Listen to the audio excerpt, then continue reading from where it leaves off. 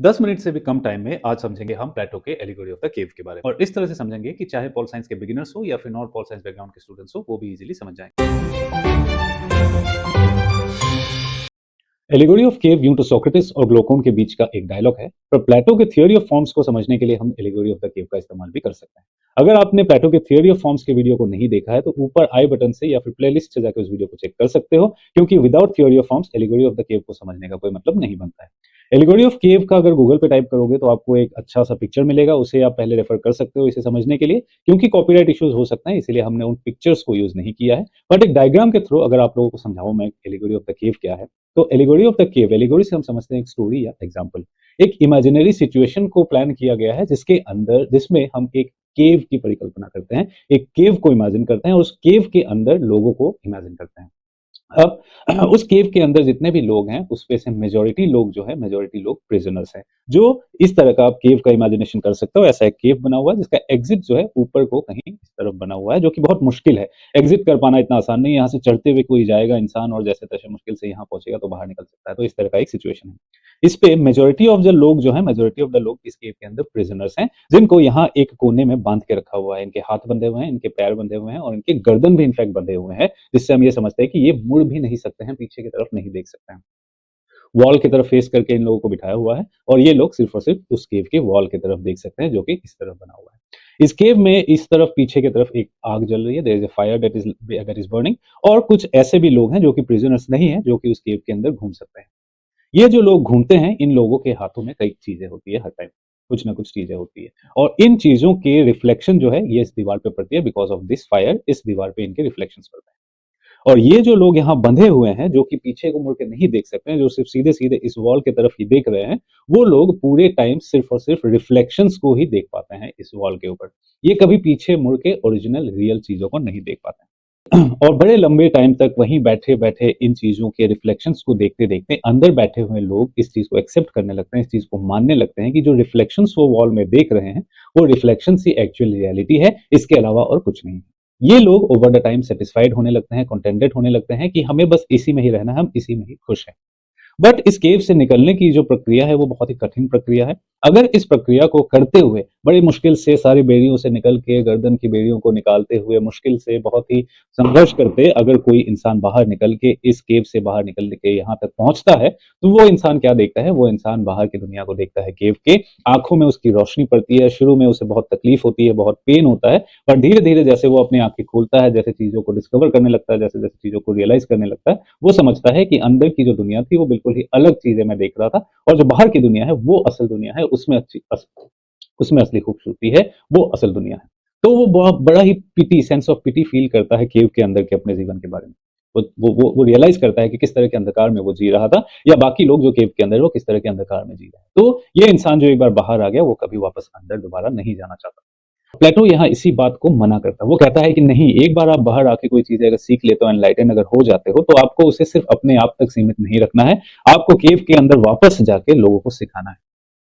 ठीक है, तो इसे हम प्लेटो के थ्योरी ऑफ फॉर्म्स के साथ भी कंपेयर कर सकते हैं, थ्योरी ऑफ फॉर्म्स को बेटर समझने के लिए यूज कर सकते हैं। थ्योरी ऑफ फॉर्म्स में प्लेटो ने कहा था कि दो दुनियाएं हैं, एक है वर्ल्ड ऑफ अपीयरेंसेस, जो कि हम वॉल में देखे हुए रिफ्लेक्शंस के साथ रिलेट कर सकते हैं, जो कि प्लेटो ने पहले ही बताया था कि रिफ्लेक्शन है ऑफ रियल ऑब्जेक्ट्स, जो कि शायद केव के बाहर है या इन लोगों के हाथों में है।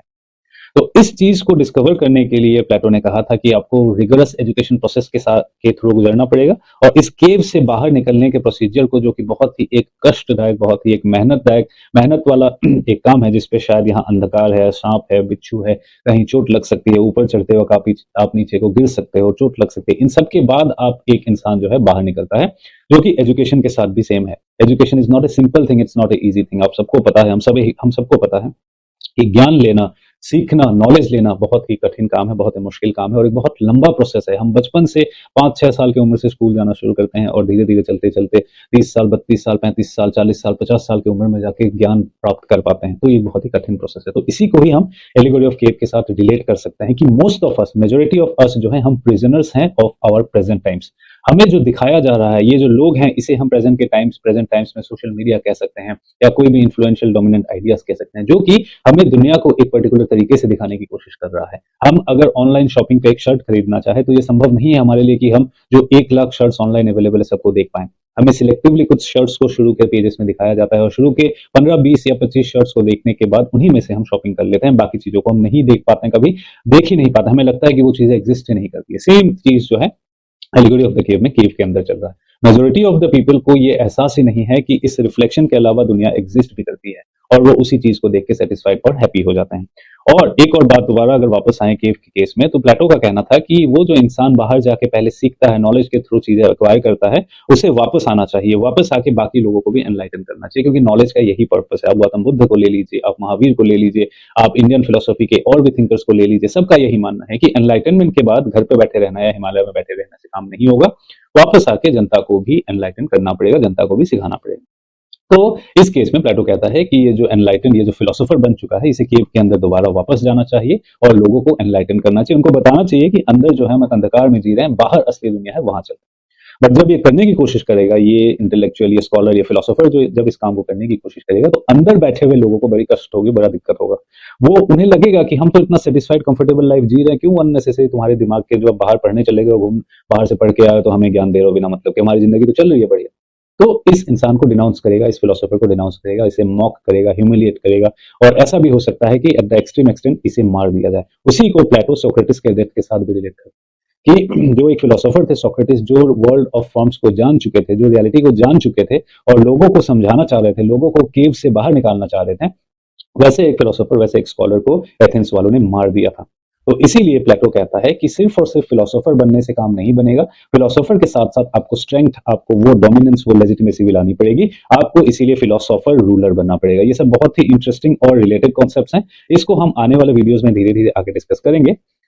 बट अब आज के वीडियो में दोबारा अगर मैं सम अप करूं, तो एलिगोरी ऑफ द केव क्या है? एक सिचुएशन है, एक केस एग्जांपल है of a situation where people are stuck in a cave. Majority of this people, maximum जो मेजोरिटी लोग हैं, वो इस केव के अंदर प्रिजनर्स हैं, जिनके हाथ बंधे हुए हैं, पैर बंधे हुए हैं, गर्दन भी बंधे हुए हैं, और वो सिर्फ और सिर्फ एक पर्टिकुलर डायरेक्शन में केव के वॉल की तरफ ही देख सकते हैं। पीछे को एक आग जल रही है, जिसके जिसके सहारे, जिस आग की वजह से कुछ कुछ चीजों की रिफ्लेक्शंस जो है वो दीवार पे पड़ती है, और उन्हीं रिफ्लेक्शंस को ये प्रिजनर्स देख पाते हैं। लंबे टाइम तक, पूरे जीवन भर इन रिफ्लेक्शंस को देखते रहने के बाद लोगों को लगता है कि यही शायद सच्चाई है, यही शायद रियलिटी है, इसके अलावा कुछ एग्जिस्ट नहीं करता।